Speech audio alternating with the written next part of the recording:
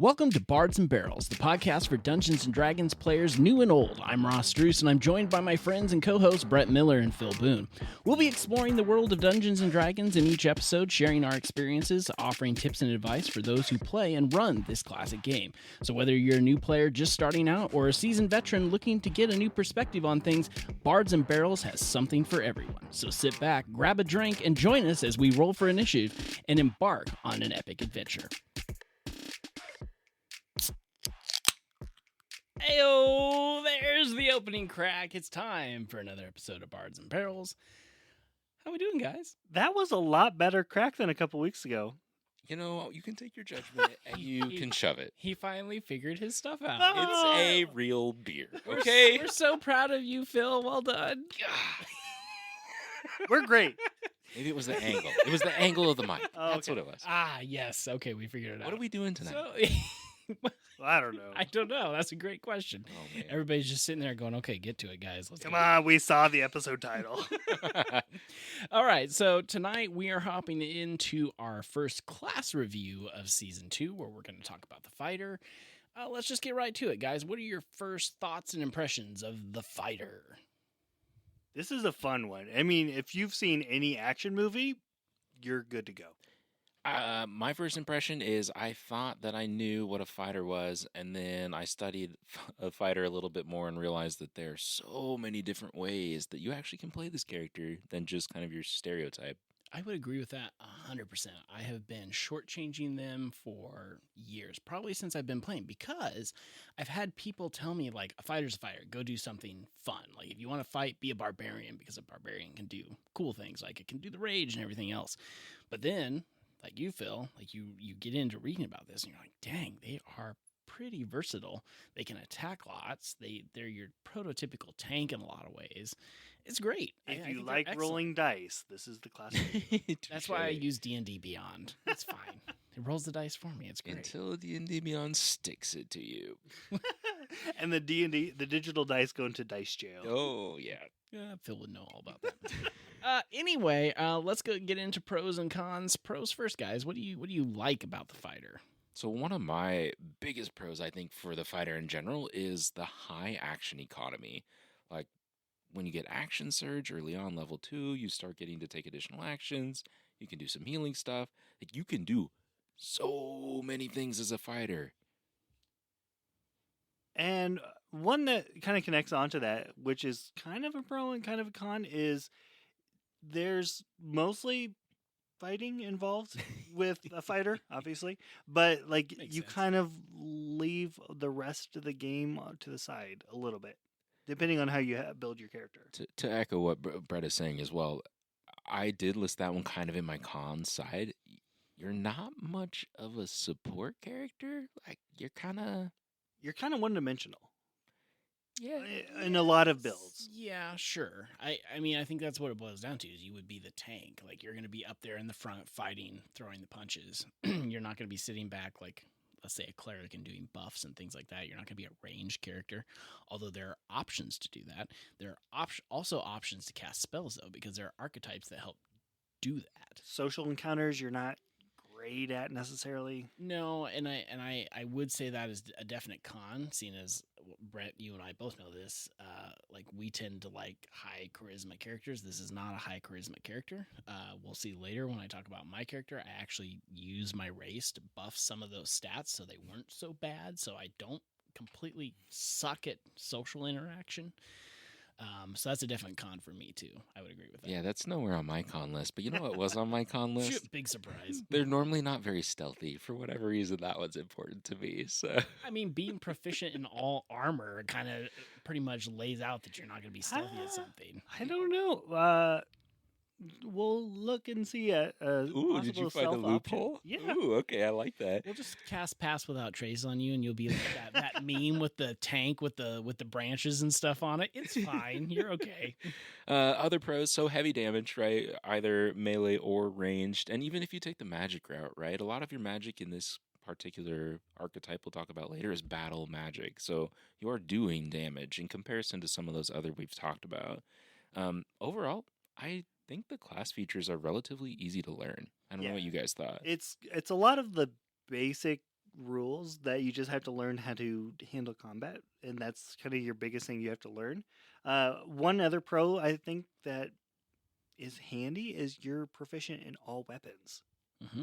So you just grab something and you're good. Sure. Yeah. And if you love to attack, like this is the class for you. Yeah. You get an extra attack at 5th level. You get another one at 11th level. You get another one at 20th level. So by the time you're 20th level character, you have 4 attacks in your action. And sometimes you can double that and have 8 attacks on the round. Sure. And I think that's why, in a lot of ways, and maybe this is why we've avoided it at times, is this gets introduced as a great character for a character class for intro level players, because there's not a whole lot you have to learn. It's definitely the go in and swing. But on the flip side of that, the con is once you get a few levels in, you're going to have so many things to do on your turn that it can get a little overwhelming. Like, you've got a lot of different actions and different buffs, things you can do on your turn every time. But if you're playing for Phil, it's going to be 6 months before you hit level 3 anyway. Yeah. So you'll be fine by the time you get there. You know, I would like to rebuke that statement. However, it's true. So, I have nothing to say here.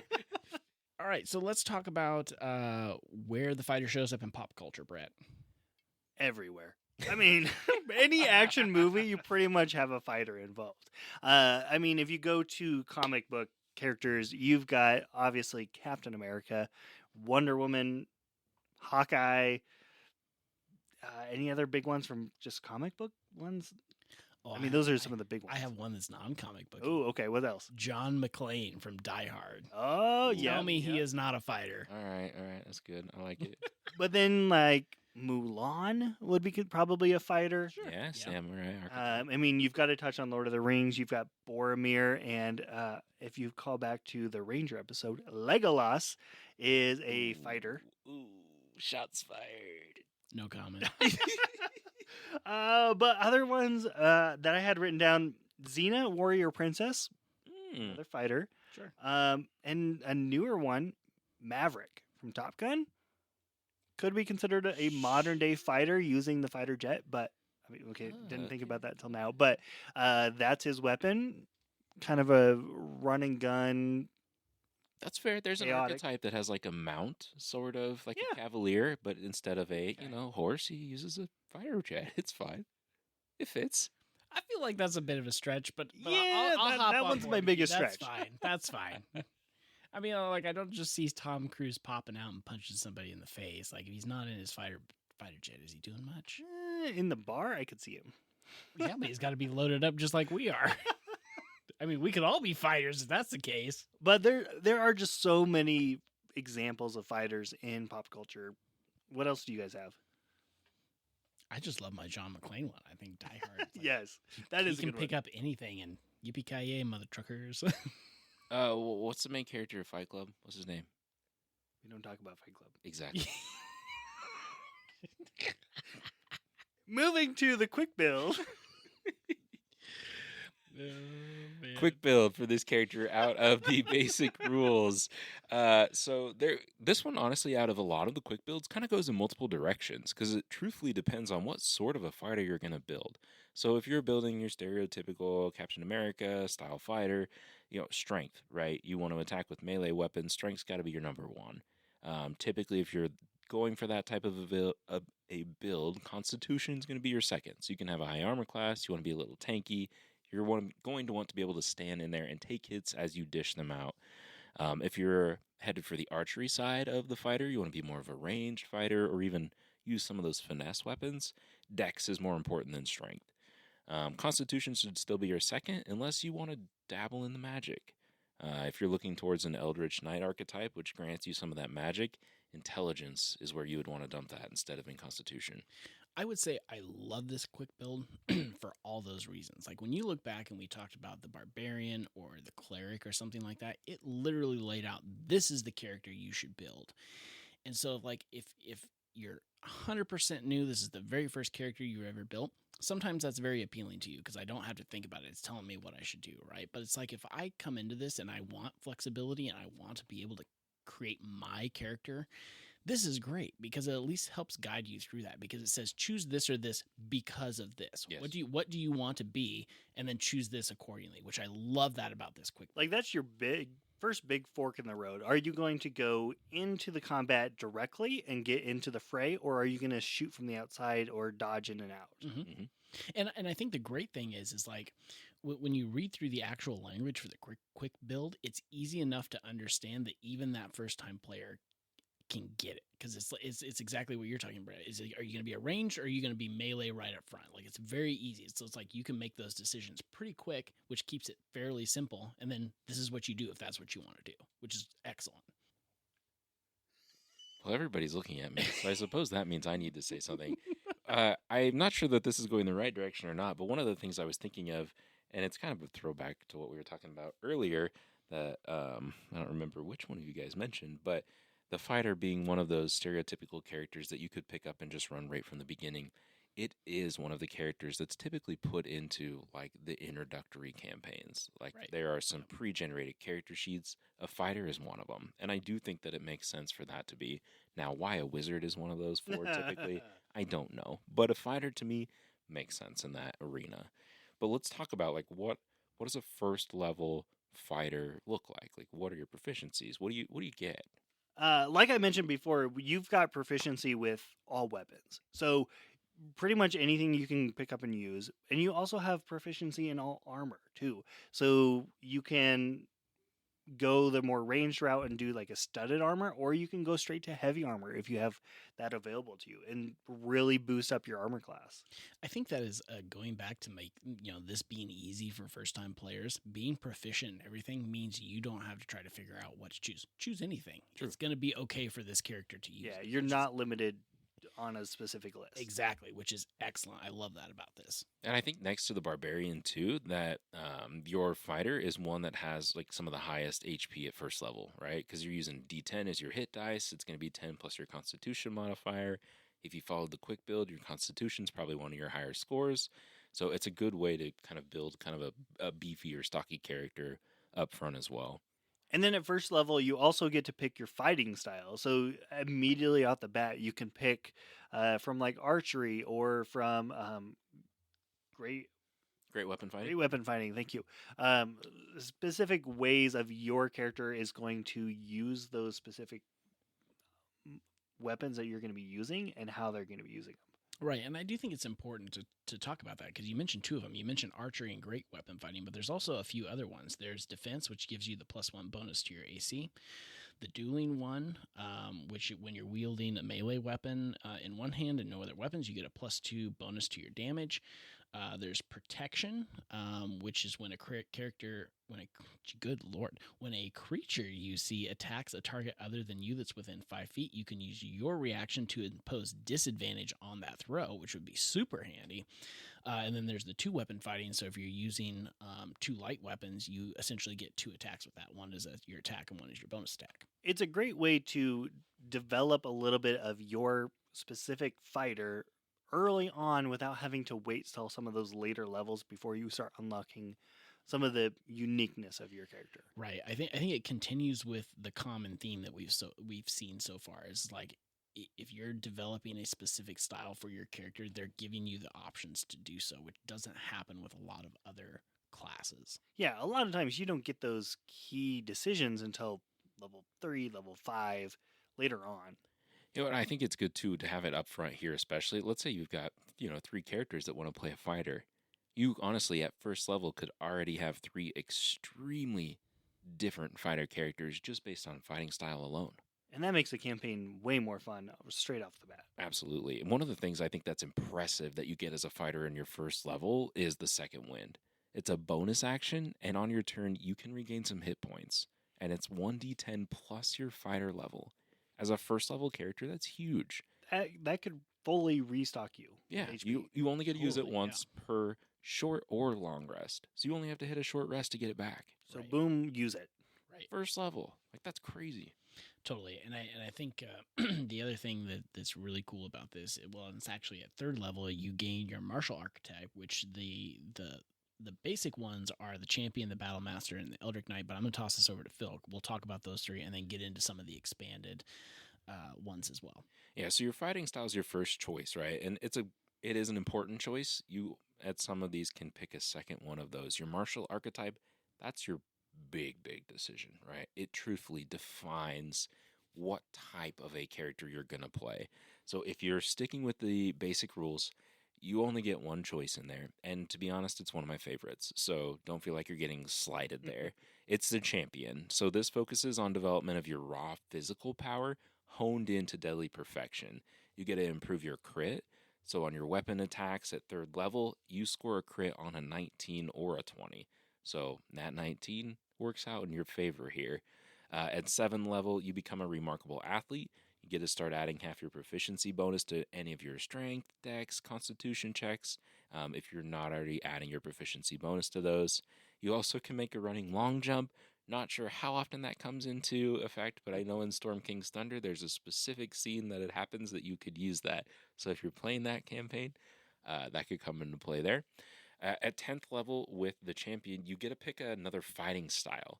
So as we talked about what those were earlier, Ross kind of walked you through those. At that point, you could say, oh, you know what? I've been a great weapon fighter. I want to also dabble in some archery. Great. You pick up a second one, and now you're kind of dual threat at that point. At 15th level, your critical rolls become even more superior, and now any weapon attack that you roll that's an 18, 19, or 20 counts as a crit hit as well.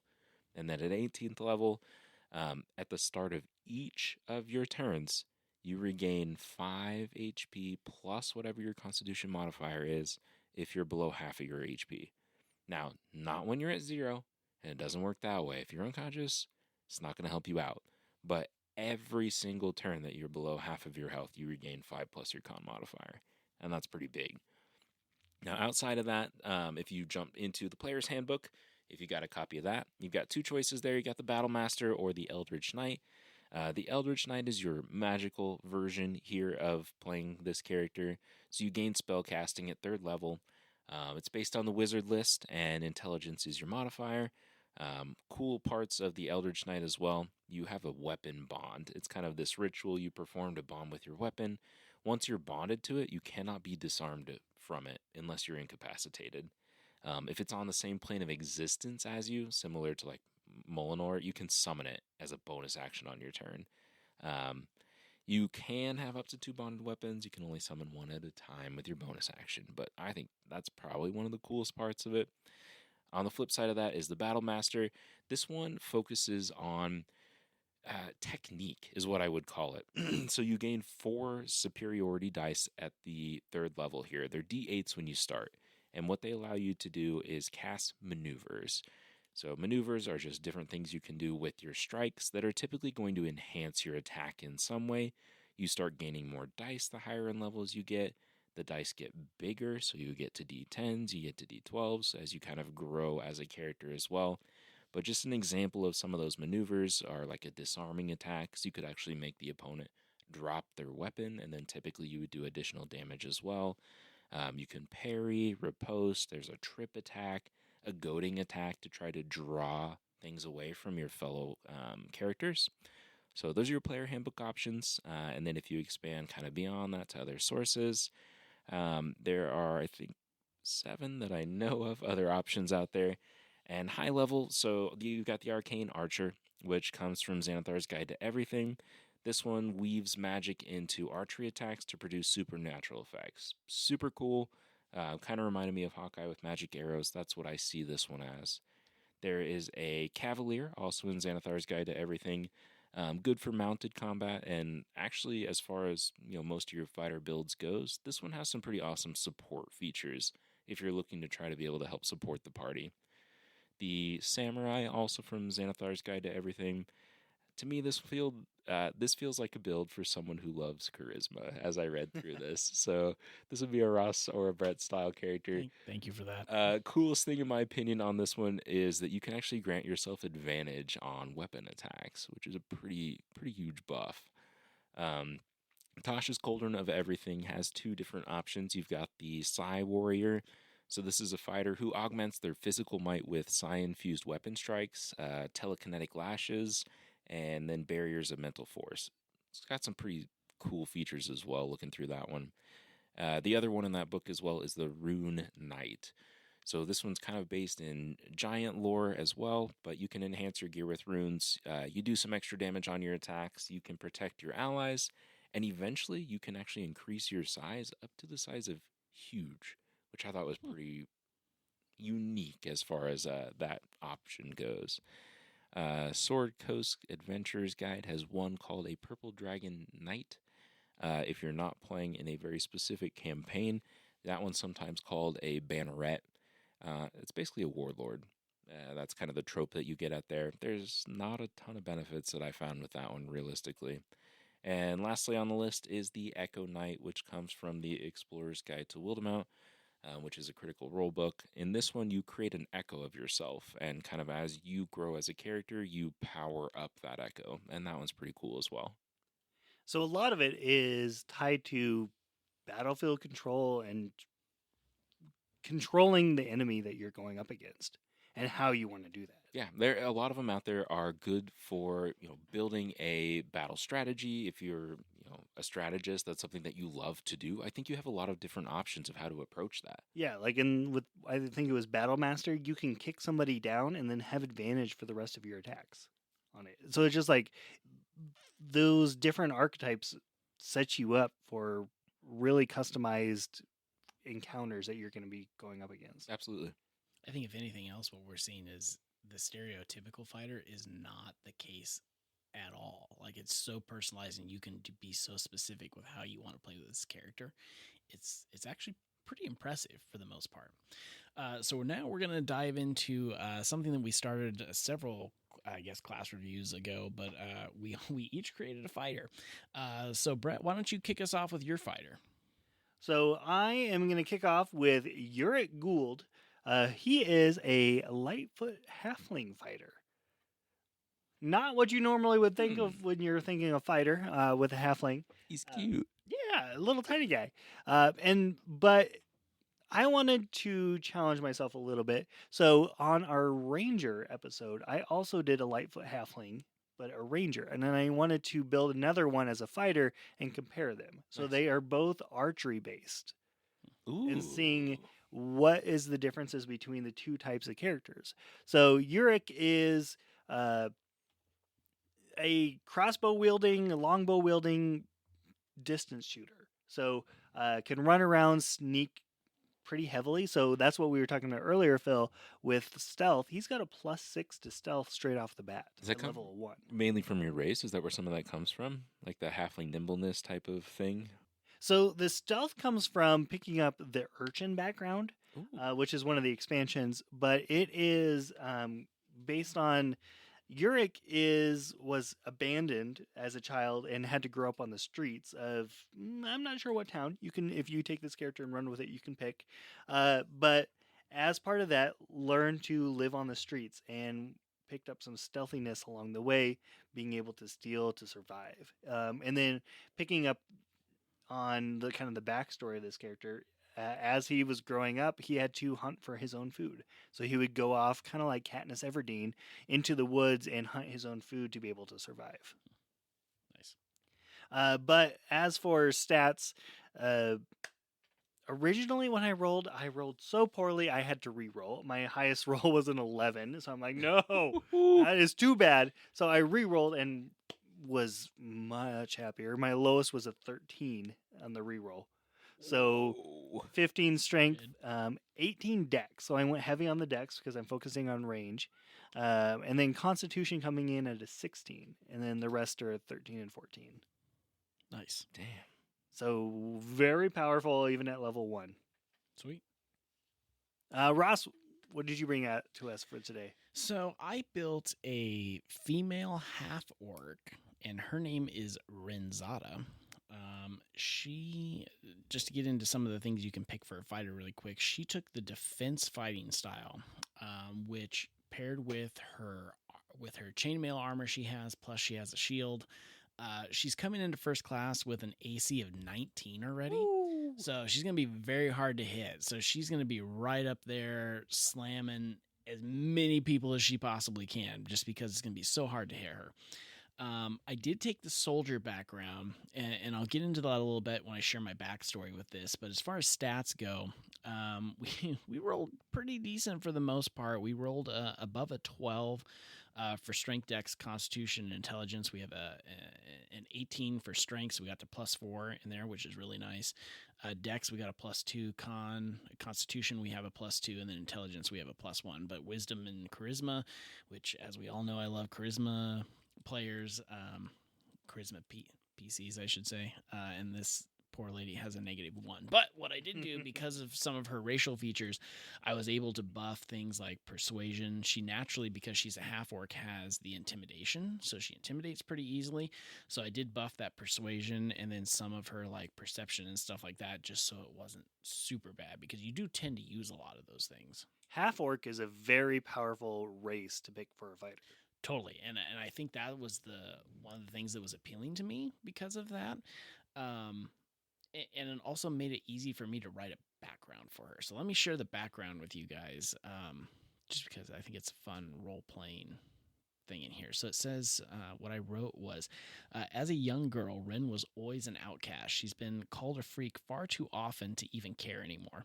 When schools and temples wouldn't take her, she turned to the military. They saw value in her strength and intelligence when it came to the battlefield. After basic training and serving stints in the city guard in Waterdeep, she was sent to Baldur's Gate and was given the rank of sergeant and a unit command in the Flaming Fist, but was quickly moved to the Upper City Guard, and now commands a small platoon who patrol the neighborhood around the Temple of God. Ren is not battle-hardened, yet she has seen her fair share of muck and mire in Baldur's Gate. While unrest stirs at the Basilisk Gate, she knows the time is nearing when she will get her first taste of blood. So she's one of those. I always get a little leery about backgrounds sometimes, because like for a first level character, you are not going to be a battle hardened general. But so I thought it was important to say that she was still green, but she's like one of those like super muscly dudes, but has never gotten into a fight before. That's kind of how I see her being. Okay. And it's been more of her intelligence that has gotten her rank. Like she just understands how to fight because she's had to do it all her life. That's kind of the angle that I was taking with her background. So did we decide, like, when he says Baldur's Gate, do we drink? Oh, yeah. Oh, okay. I forgot. Okay, everybody drink. Everybody drink. No, but I think that's perfect. And do you have anything else on her, Ross? I do have one thing. So it's like I didn't go super exotic with anything this time, like as far as class and race. But one thing I did do was I did go exotic with her weapon choice. She actually has a I gotta find it here. It's a double-bladed scimitar, which I would envision. I don't know if she got this someplace, but like she could spin it around and kind of like lightsabers sometimes, like where she can take it apart and dual wield it would be pretty stinking cool for her. Maybe she got it when she was promoted to whatever the battalion she's leading now. Good way to play that. But anyway, it's like, with that proficiency, you can do anything with that, right? So it's like double-bladed scimitar. Like that would be really cool and some fun role-playing options. So Phil, what do you got? Well, evidently Ross and Phil were on very similar wavelengths here, because I also built a half-orc fighter. But mine is a non-binary character named Borig. And Borig, well, aka Phil in this case, kind of forgot to write a background, but we're going to hit on our background first, and we'll come back to the other stuff because it kind of feeds in well with what Ross has already talked about. I also chose the soldier background. So Borig happens to serve in one of, what was her name? Renzata. In Ren's battalion that is checking out the Basilisk Gate in Baldur's Gate. And I said Baldur's Gate for like the first time, so you can't hold that one against me. But if you want to count it as a Ross, you sure can. At this point, drink up! Here we go. Huzzah! So Borig, I YOLO'd, and we did okay. Like, let's call it basically typical, right? So I got a 17 in my strength because I am playing this as a melee fighter. So +3 to my strength. Dex, I got a +2, threw a 14 in there. Constitution, a 15, still grants me a +2. So trying to just play more of the tanky style strength constitution combo. Intelligence +0 with my 11. Wisdom, a +1 with my 12. That was a little metagaming for perception. That's what it was. And then charisma, because everybody at this point knows charisma is Phil's dump stat, -1, which I proudly put there with my 8. So, not a problem for me. Fighting style wise, on the fighter front, Borg adopted the fighting specialty of great weapon fighting. So if I can re-roll a 1 or a 2 on the damage dice with my melee weapons wielded with 2 hands. And to complement that as my weapon choice in my starting equipment, I took the Great Axe. Base damage is 1d12 plus 3 to two-handed heavy martial melee weapon. So I thought that would lend itself well to the great weapon fighting. And that's going to really cause some damage once you get a second attack. And that's the plan, right? And AC's not as high as Rent's. She's more seasoned than I am. I'm 18 armor class there and learning from everything that she does in the battalion. So one of the last kind of pieces here too, which fed into the, one of the reasons I picked the half orc, is that one of the racial traits for a half orc is that you have a savage attack. So if you hit a critical, you score a crit hit, you get to roll one of the weapon's dice an additional time and just add that on as extra damage. Nice. So as you're racking up your extra attacks and you start adding in all that extra damage, and then you action surge and you're suddenly attacking again, I mean, you can just rake on damage at that point. That's handy. So what do we think? Final thoughts, Brett? This is a great, really approachable first-time character that you can jump into and not get bored with. Like, you can adapt it and change it over time. One thing I just remembered that we didn't touch on is with a fighter, you get a lot of ability score improvements. Over levels 1 to 20, you can get up to you can get 7 ability score improvements. Normally, you can only get 5 of those. And I think with a fighter, picking a feat over an ability score improvement is really powerful. Being able to customize your character and add those additional feats can really boost of what you can do over time. Yeah, I 100% agree with that. So obviously, if you're going to do that, make sure your DM's okay with feats. I think that most probably are. Just make sure that you're not going to make yourself way too overpowered, because it can happen, right? But yeah, my final thoughts on the fighter. It's a good intro class, and I think that you can bend this character into whatever you're looking for. If you want to taste of magic, it's there. If you want to be frontline fighter, it's there. If you want to sit on the side and shot pop people with your ranged weapons, it's there. I truthfully think that you have options. If you want to be a healer, don't pick a fighter. But kind of beyond that, Sure, yeah. It's a great first player character. Absolutely. Yeah, I agree 100% with what you said, Phil, because I think stereotypically people avoid fighters because they think that's all they do. There's no variability in there. There's not a lot of flexibility to do what you want. And what we've seen throughout this episode is that is completely the opposite.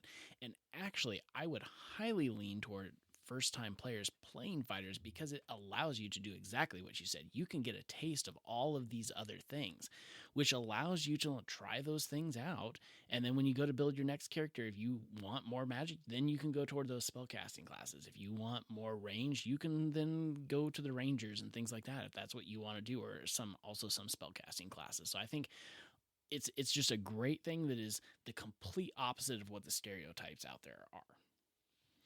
So I think that's going to do it for this episode of Bards and Barrels. This was another great class review. You can listen to our past episodes of the show anywhere podcasts can be found. Want to stay in the loop and not miss the latest from us? Be sure to head over and give us a like and follow on our Facebook and Instagram accounts at Bards and Barrels. We'll see you soon, folks.